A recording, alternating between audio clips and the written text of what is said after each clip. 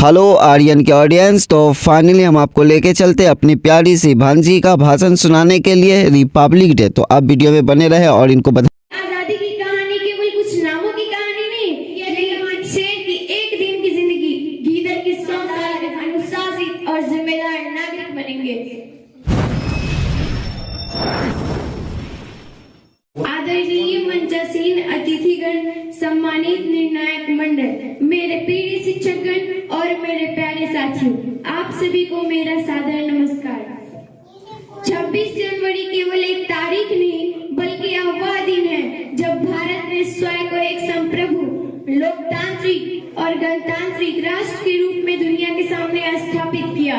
साथियों, 15 अगस्त 1947 को हमें आजादी मिली, लेकिन 26 जनवरी 1950 को हमें पहचान मिली।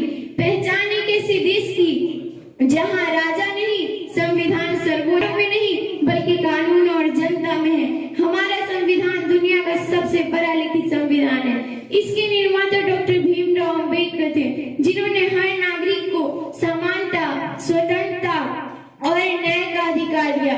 यह संविधान हमें सिखाता है कि भारत किसी एक धर्म, भाषा, वर्ग का नहीं बल्कि हम सब का देश है। आदरणीय साथियों, भारत की आजादी की कहानी केवल कुछ नामों की कहानी नहीं, ये कहानी है हिंदू, मुस्लिम, सिख, ईसाई सभी की साझा कुर्बानियों की। जहां महात्मा गांधी ने अहिंसा का मार्ग दिखाया, वही भगत सिंह ने हंसते हंसते फांसी को गले लगाया। जहां सुभाष चंद्र बोस ने तुम मुझे खून दो का नारा दिया, वही अशफाक उल्लाह खान ने फांसी के तख्ते पर खड़े होकर कहा, मेरी मिट्टी से भी वतन की खुशबू आएगी, कि मेरी मिट्टी से भी वतन की खुशबू आएगी। मौलाना अबुल कलाम आजाद ने शिक्षा को राष्ट्र की रीढ़ बताया, वही बेगम अजद महल ने 1857 में अंग्रेजों की नींव हिला दी, और टीपू सुल्तान ने यह सिद्ध किया कि शेर की एक दिन की जिंदगी गीदड़ की 100 साल की जिंदगी से बेहतर होती है। इन सभी महान आत्माओं की कुर्बानी ने यह स्पष्ट कर दिया कि भारत की आजादी किसी एक की नहीं बल्कि हम सब की है। साथियों, गणतंत्र दिवस हमें अधिकार तो देता है, लेकिन इससे पहले हमें कर्तव्य याद दिलाता है।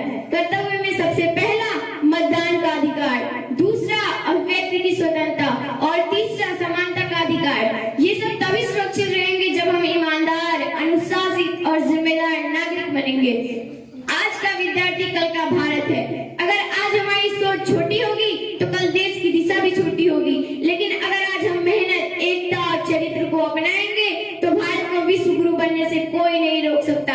आदरणीय अतिथि पहुंच चुका है, लेकिन हमें अभी भी गरीबी, अशिक्षा और नफरत जैसी बुराइयों से लड़ना है, और ये लड़ाई हथियारों से नहीं बल्कि संविधान, शिक्षा और भाईचारे से जीती जाएगी। अंत में मैं यही कहना चाहूंगी, न धर्म बड़ा न जाति बड़ी, भारत सबसे पहले, यही है हमारी सच्ची देशभक्ति। तो आइए हम सब मिलकर इस गणतंत्र दिवस पे संकल्प लें कि हम अपने संविधान का